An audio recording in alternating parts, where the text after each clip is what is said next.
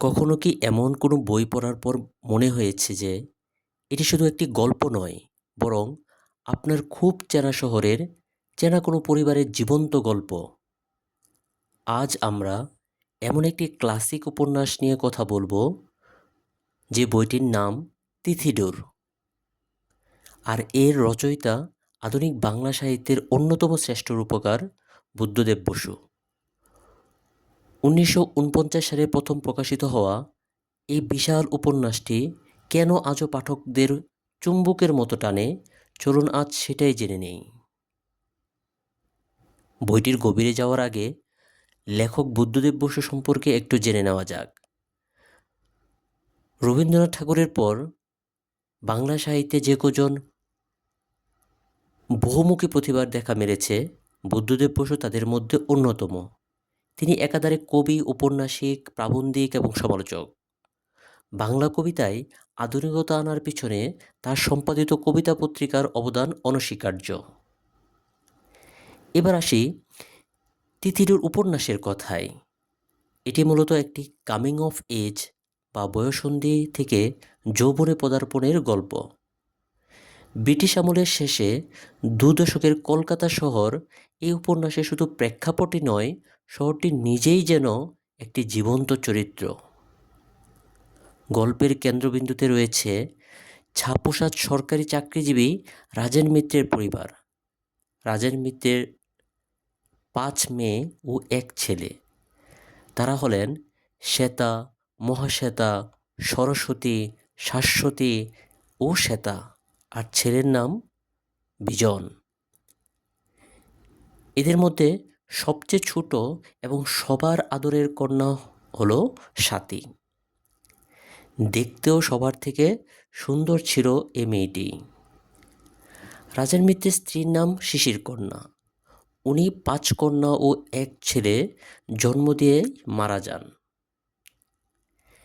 এই উপন্যাসে আমরা দেখতে পাই স্বাতী, অর্থাৎ সবচেয়ে ছোট যে মেয়েটি, এই মেয়েটি কিভাবে ধীরে ধীরে তার শৈশব এবং কৈশোর পেরিয়ে যৌবনে পা রাখে। তার মনের ভিতরের আনন্দ, অভিমান, দ্বিধা আর অদ্ভুত সব সূক্ষ্ম অনুভূতিগুলোকে বুদ্ধদেব বসু এত নিখুঁতভাবে এঁকেছেন যে পড়তে পড়তে আপনি স্বাতীর সাথে একাত্ম হতে বাধ্য হবেন। উপন্যাসের সবচেয়ে সুন্দর দিকটি হলো স্বাতীর মনস্তাত্ত্বিক বিকাশ এবং তার প্রেমের উপাখ্যান। একদিকে রয়েছে অর্থবিত্তে অন্ধ, অহংকারী ব্যবসায়ী প্রবীর মজুমদার, আর অন্যদিকে রয়েছে প্রাণোচ্ছল তরুণ অধ্যাপক সত্যেন, যার কাছে অনেক টাকা নেই, কিন্তু তার কাছে আছে রবীন্দ্রনাথ ও কলেরিজের কবিতার মতো বিশাল জগৎ। কমেন্টে এটা জানাবেন, এখানে কলেরিজ বলতে ইংরেজ কোন সাহিত্যিকের কথা বলা হয়েছে। স্বাতী শেষ পর্যন্ত কাকে বেছে নেয় এবং কেন নেয়, সেই সূক্ষ্ম মনস্তাত্ত্বিক টানাপোড়েনই এই উপন্যাসের মূল আকর্ষণ। বইটি কেন পড়বেন? আমি এখানে কিছু কারণ বলছি যে বইটি কেন পড়া উচিত। জীবন্ত চরিত্রায়ন। উপন্যাসের প্রতিটি চরিত্রকে আপনার পাশের বাড়ির সাধারণ মানুষের মতোই মনে হবে। এটি এটি শুধু একটি উপন্যাস নয়, বরং ইতিহাসের সাক্ষী হিসাবেও বলা যায়। প্রথম বিশ্বযুদ্ধের পর থেকে শুরু করে দ্বিতীয় বিশ্বযুদ্ধের আতঙ্ক, জাপানি বোমার ভয় এবং রবীন্দ্রনাথের মৃত্যু তৎকালীন কলকাতার এক নিখুঁত সামাজিক এবং ঐতিহাসিক দলিল এ বই। ভাষা সবচেয়ে ভালো যেটা লাগবে সেটা হচ্ছে এই উপন্যাসের ভাষা। যারা এখনও উপন্যাস বা বই পড়া শুরু করেননি, তারা এই বইটি দিয়ে শুরু করতে পারেন। বুদ্ধদেব বসুর কবিত্বময় ভাষা এবং মননশীল গদ্য পাঠককে এক অদ্ভুত শান্ত এবং স্নিগ্ধ জগতে নিয়ে যাবে। তিথিডোর কেবল একটি প্রেমের গল্প নয়, এটি একটি যাঞ্চামুখর সময়ের দলিল।